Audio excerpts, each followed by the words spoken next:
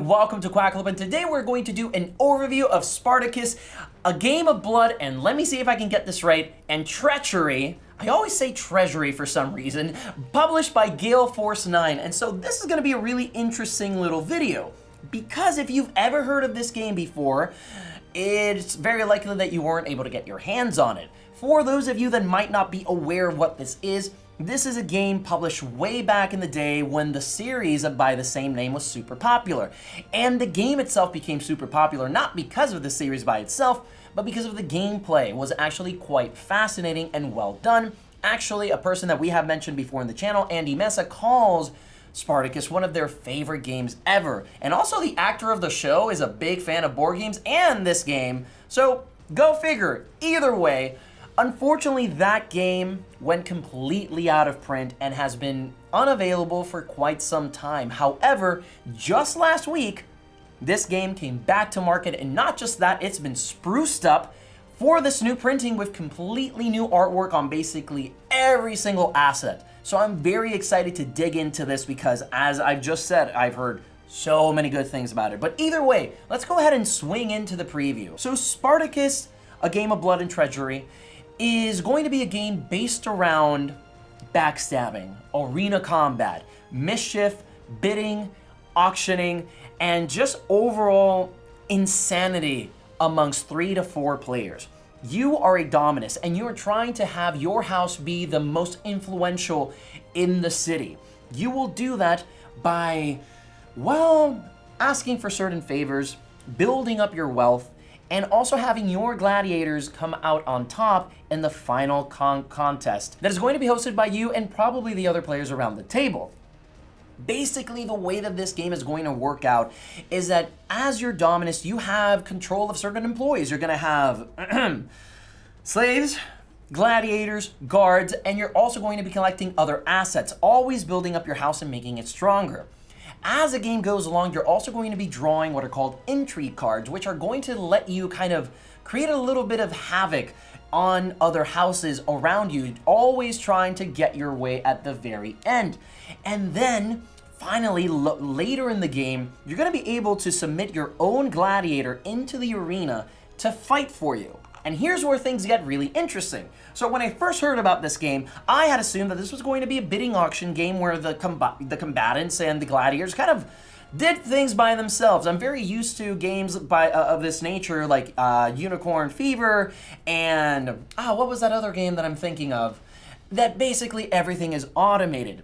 That's where I was really surprised. In Spartacus, instead of having basically an AI do everything for you, you are actually going to be taking control of the gladiators, which is one of the main elements or mechanics within this particular system that I believe is really, really special. But let's go ahead and dig deeper into how this game actually works on a turn-by-turn basis, or better said, a whole round. So the first thing that you'll do is you'll get Upkeep, and Upkeep is going to be pretty crucial because this is where you're going to be healing your warriors and your staff. As the game goes along, you're going to get injured, and injury is not very good. That basically means that you won't be able to use that employee in the future.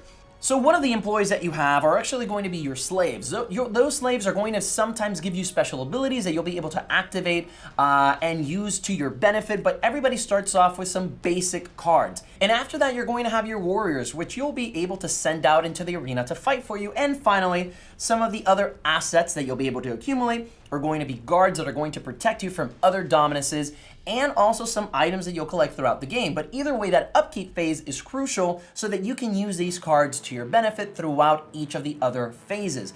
Now, after upkeep, you're going to have your draw phase, and this is where things get really interesting because we start including the Intrigue deck. So the Intrigue deck is going to be composed of 3 basic cards. You're going to have guards, which again are going to protect you from the other Intrigue cards that are in this deck. Then you are going to have reaction cards that are going to help you basically go against anything that might happen during this phase. And finally, your scheme cards, which is what you're going to use in order to continue moving your agenda forward. For example, black market profits, you gain 5 coins. Doesn't sound too damaging, right? However, there are cards in there that will affect other players. And so in this phase, depending on who goes first, you'll decide to play whatever cards you want from your hand. either by situationally because you're reacting to something that somebody else is doing, or playing schemes yourself in order to get more money, take down other players, or potentially do some other very wacky and crazy things in this phase.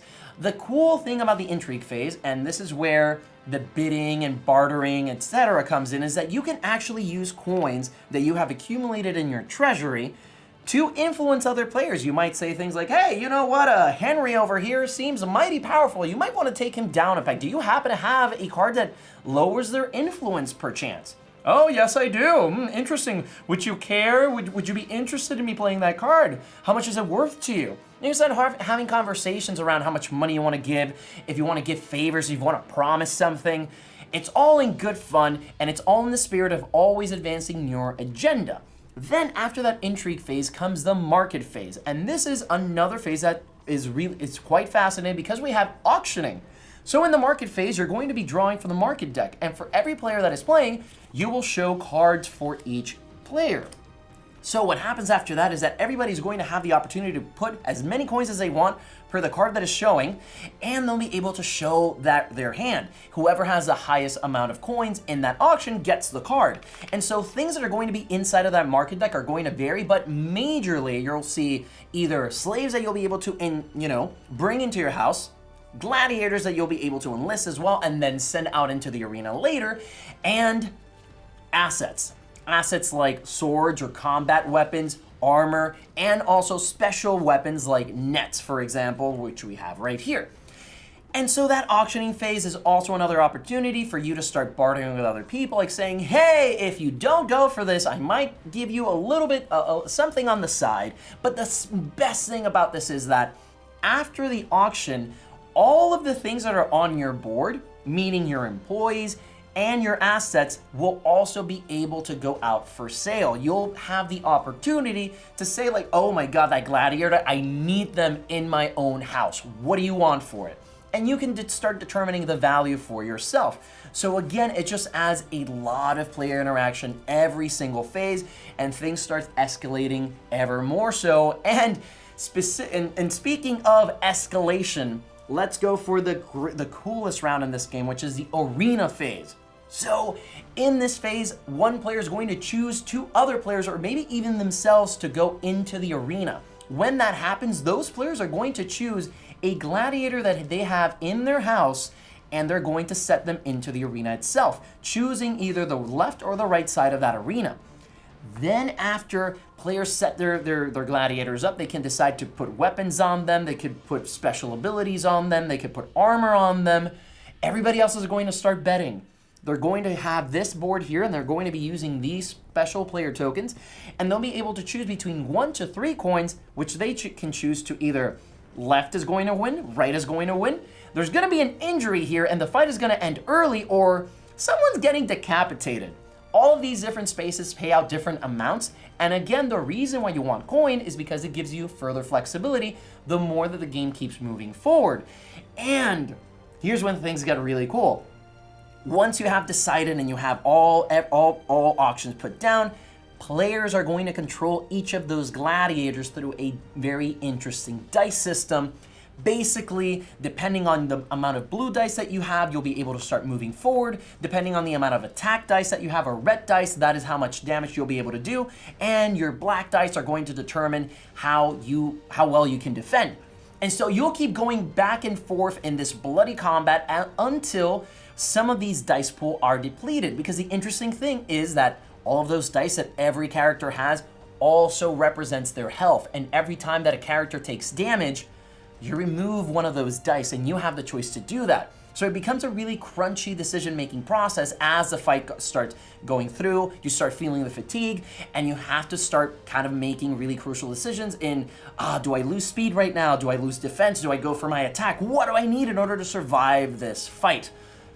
Fascinating stuff. At the end of the day, whoever makes it at the end, and depending on how the bets were placed, people will get their money, and the game will end eventually when someone makes it to 12 influence. And oh my gosh, that was a lot. So here's what I think is probably going to be a selling point for a lot of people. First of all, so much player interaction. Like, I mean, one of my favorite games ever is called Chinatown. And what I love about Chinatown is exactly that everybody's shouting across the table like, oh no, give me that, no, you give me that, no, you stop paying attention to them, no, you pay attention to me.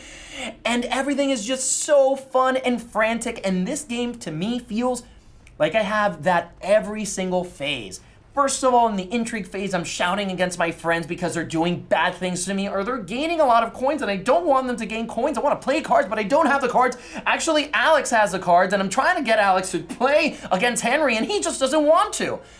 And just starts creating all these very interesting dynamics. Then I go into my market phase where, oh no, I really need that card, but I only have 3 coins. Please don't play. I swear, if we go into the arena, maybe I won't, like, I don't know, maybe I won't equip my super awesome sword with my gladiator and I'll let you, I might let you, have a slight advantage if you give me that gladiator right now. And it just starts getting so compelling every time. But the issue with that is that a lot of players also don't love that type of interaction because this game can definitely be really mean. Actually, in the rulebook itself, there is a line at the very beginning that says, hey, remember, this is just a game that you're playing with your friends for fun. Remember that as you go through and you absolutely destroy each other's houses during the course of this game. So that's definitely going to be something that you're going to want to keep in mind.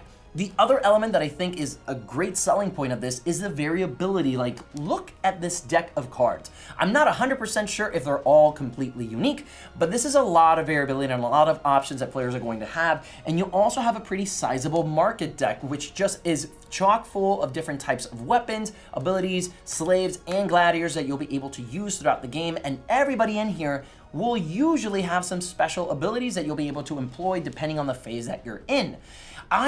All of that seems absolutely fantastic for a game that is just all about surprise and intrigue as things start moving forward. And the other element, at least the major selling point for me, is definitely going to be that there is agency in how what usually in an auction game of this fashion is left up to chance, player-driven combat. And that just to me sounds so exciting because me being the spectator of this, I am genuinely trying to root for a side and trying to see how that plays out, but I don't know because it's all up to the luck of the roll. But at the same time, players will also have the ability, depending on the cards that they play, to change those outcomes. So it just creates a lot of crunchy opportunity to create some amazing gameplay moments. In terms of other things that I think might not be right for some people, this is going to be a very long game. A standard game of this is usually estimated between 2.5 hours to 3 hours. A game where you're starting from the very bottom of the influence track, because usually each game mode or each game length is determined by how far up you are in the influence. But the less amount of time in this game where you start with 7 influence from the gate, that game is still going to be around 2 hours. So that's definitely something that you're going to want to keep in mind if you decide to bring this to the table. Another element that for some people might not be right. I have felt uncomfortable just mentioning some of the different elements that are historical elements are in this game. That might be an issue for some people, and also that the setting and the theming of this is very violent. So of course, if your main play group is going to be with a younger crowd or people that are a little bit more squeamish around these topics, that's definitely another element to keep in mind.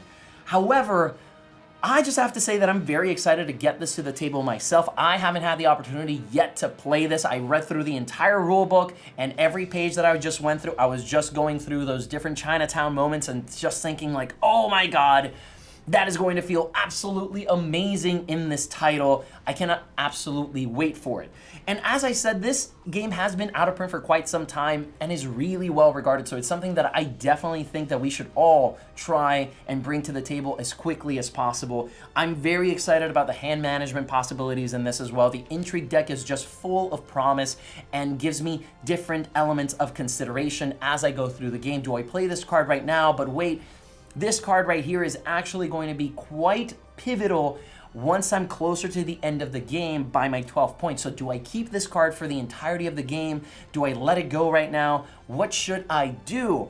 Oh, the cards that I have right now are great, but I really don't need this net right now. I already have other plans for some assets? Do I start convincing other players of the utility of this so that I can get some more coins, so that later I can have a better market phase and sweep up any major things that pop up there?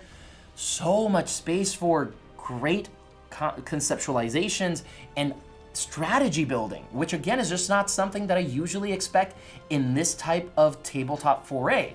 So overall, I'm incredibly excited about Spartacus. I definitely want to have a 3-player to a 4-player gameplay on the channel at some point. I think it should be something that'll be incredibly fun for anybody tuning in. But either way, thank you very much for tuning into this overview. I hope that you liked it. I hope that this is something that you might want to check out for yourself, and hopefully in the future we'll have some more content. If you like what we're doing in Quackalope, please consider leaving a comment, sharing, hitting the subscribe, hitting the bell so that you can be updated whenever we publish new videos. But regardless of what you do, remember to do the important thing.